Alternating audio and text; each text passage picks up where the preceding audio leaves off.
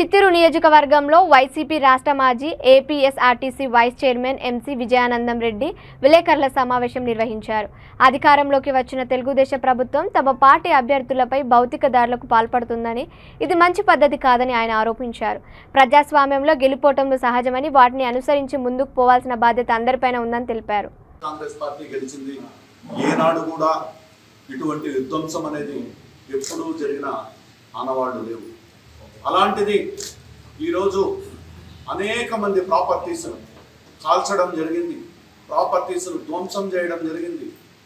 కానీ ఈ ధ్వంసం చేసింది, ఈ కాల్చింది ఇవన్నీ కూడా స్థానిక ఎమ్మెల్యేకు కానీ ఎంపీకి కానీ ఎటువంటి సంబంధాలు లేవు. అది మనకు కూడా బాగా తెలుస్తోంది.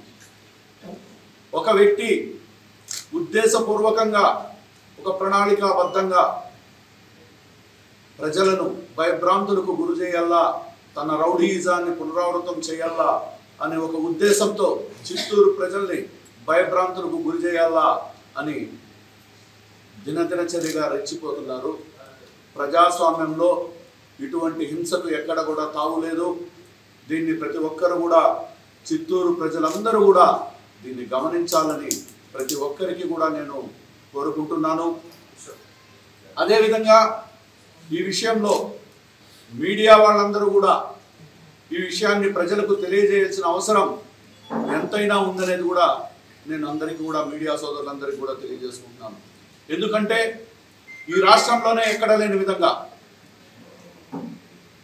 అమాయక ప్రజలైనటువంటి వాళ్ళ ఆస్తులు ధ్వంసం చేయడం, మనుషుల మీద భౌతిక దాడులు చేయడం, ఇటువంటి సంప్రదాయం గతంలో ఎన్నడూ లేని విధంగా ఇది చేస్తున్నారంటే ఇటు గెలిచిన అభ్యర్థులకు కూడా దీనివల్ల చాలా చెడ్డ పేరు వస్తుంది. ప్రజల దగ్గర తల దించుకునే పరిస్థితి ఉంది. ప్రజలు మీకు మ్యాండేట్ ఇచ్చారు, 5 సంవత్సరాలు పాలన ఇచ్చారు. కాబట్టి ప్రజలకు నచ్చి ప్రజల్లో ఆనందించే విధంగా పాలించాలే కానీ ఇటువంటి విధ్వంసకాండ పునరావృతం కాకూడదు. పునరావృతం అయినట్లయితే మేము కూడా దాన్ని ఎదుర్కోవడానికి సిద్ధంగా ఉన్నామని కూడా తెలియజేస్తున్నాం.